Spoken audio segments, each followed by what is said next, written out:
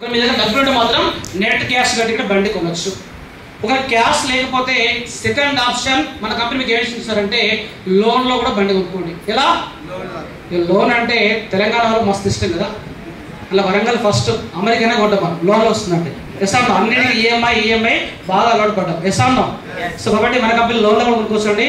So next ఒకవేళ మీ దగ్గర cash లేదు, ప్రజెంట్ లోన్ తీసుకుంటే మీరు నెలలు కట్టే పరిస్థితి లేకపోతే థర్డ్ ఆప్షన్ ఏంటి సార్ అంటే మీరు దీంట్లో ఒక బిజినెస్ చేస్తూ కూడా డబ్బు సంపాదించుకున్న తర్వాత బండి కొనుక్కోండి. ప్రజెంట్ ఇక్కడ బిజినెస్ చేసుకునే అవకాశం ఉంది.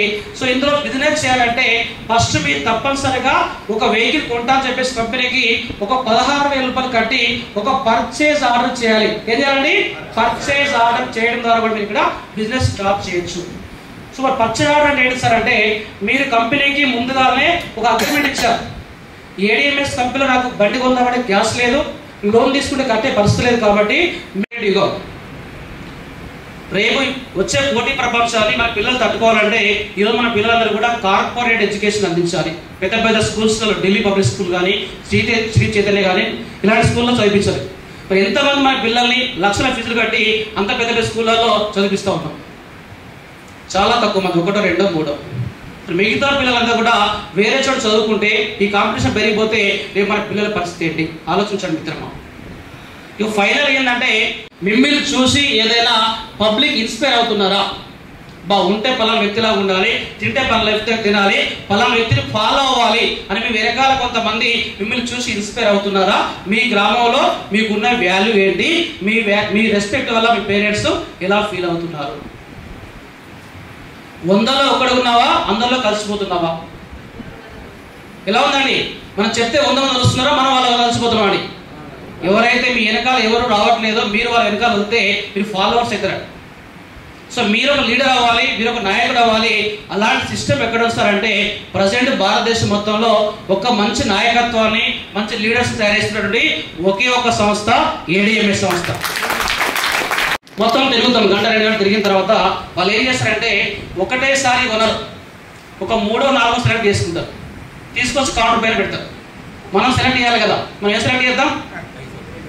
కలరా, క్వాలిటీయా, ఏంటండి? ఏ చీర కింద ఏది తక్కువ రేట్ ఉందో గదే బాగుందట. ఎస్ అన్నా? సో ఆమె కూడా ఏం చేస్తారంటే ఏమన్నది, ఎందుకంటే ఏమన్నా అంటే మన ఇంటి వేరే కథ కదా. సో కాబట్టి ఏమైందంటే ఆమె జస్ట్ అడ్జస్ట్మెంట్ అయింది. ఏమైంది? అడ్జస్ట్మెంట్ అయింది, సాటిస్ఫై కాలేదు. ఎస్ అన్నా? మన ఫ్యామిలీని తీసుకెళ్ళి ఏదైనా హోటల్కో రెస్టారెంట్కో వెళ్ళాం, ఏం చేస్తామంటే పిల్లలు కనుక ఇది కావాలని ఇస్తామా? మెనూ పట్టుకొని ఆ మెనూలో ఏది తక్కువ రేట్ ఉందో ఇదే బాగుందని చెప్తాం. ఎస్ అన్నా? ఇది అందరి జీవితం జరుగుతున్నటువంటి యథార్థ పరిస్థితి. ఎస్ అన్నా? ఎస్ అన్నా? రైట్. సో కాబట్టి ఫస్ట్ ప్రాబ్లం చాలా మందిలో. పెద్ద పెద్ద వ్యాపారాలు చేసినా కూడా లక్షల రూపాయల ఆదాయం చూడలేకపోయినా, కానీ ఈ రోజు ప్రతి నెల 15 లక్షల రూపాయలు ఆదాయం చూస్తున్నా. కారణం ఏంటి మరి? ఇంతకు ముందు పనిచేసిన పెట్టుబడి పెట్టి పనిచేసిన, ఇక్కడ పెట్టుబడి లేకుండా పనిచేస్తున్నా. చూడండి, ఇంతకుముందు నా వెనుక నేను ఒంటరిగానే పనిచేసిన, కానీ ఈ రోజు నా వెనుక ఎంతమంది ఉన్నారు సార్? 1,20,000 మంది టీం. ఇదంతా నేను ఒక చిన్న చీమను చూసి నేర్చుకున్నా. దేని చూసి నేర్చుకున్నా సార్? చిన్న చీమ ఒక గుణపాఠం నేర్పింది నాకు. ఒక చీమను చూడంగానే అక్కడ మా ఇంట్లో 1 కిలో షుగర్ తెచ్చిపెట్టినా. పెడితే ఏమైందంటే ఒక చీమ వచ్చింది, చూసి అది ఒక ఒంటరిగా తీసుకపోలేదు కాబట్టి ఏం చేసిందో తెలుసా? దాని మెదడు ఉపయోగించి దాని పుట్టలకు వెళ్ళి దాని బలగాన్నంతా పట్టుకొచ్చి ఆ కిలో షుగర్ కాల్ చేసేసింది. సార్, ఒక చీమకున్న తెలివితేటలు కూడా మనిషి ఉపయోగించలేకపోతున్నాడు. మనిషి స్వార్థజీవి. ఒకవేళ మీకు కనుక ఎక్కడైనా ఒక నిధి కనబడ్డదనుకో మీరు ఎవరికైనా చెప్తారా సార్? ఎవరికి చెప్పాము. 8వ వింతలాగా ఉంటుంది, 8వ వింతలాగా అనిపిస్తుంది. నిజంగా అది నిజమేనా సార్ అనిపిస్తుంది. షాక్ అవుతారు మీరు, కొత్త వాళ్ళు షాక్ అయిపోతారు.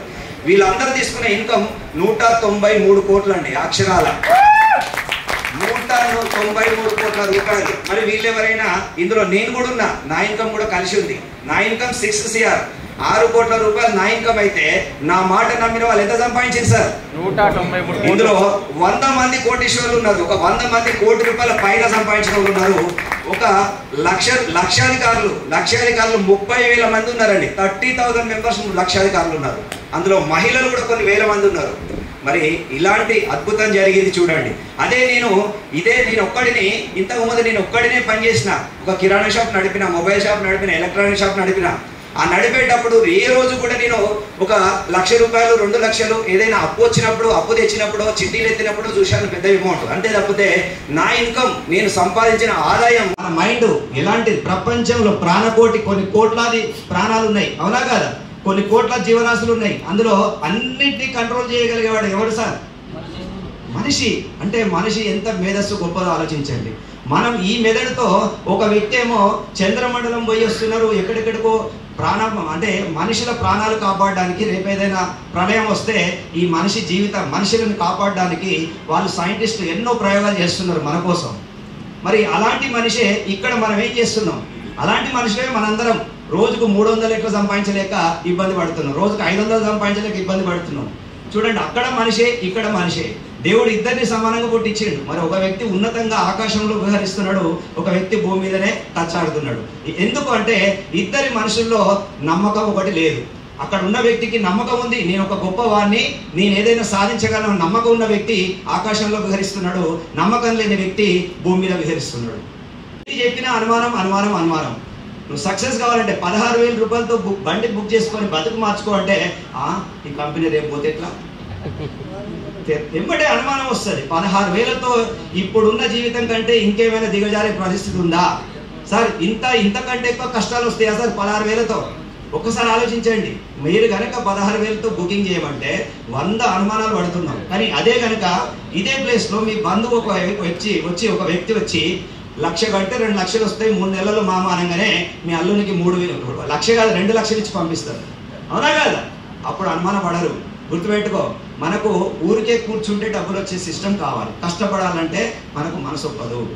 కాబట్టి ఇది ఒక మంచి సిస్టమ్. బాగా ఆలోచించండి.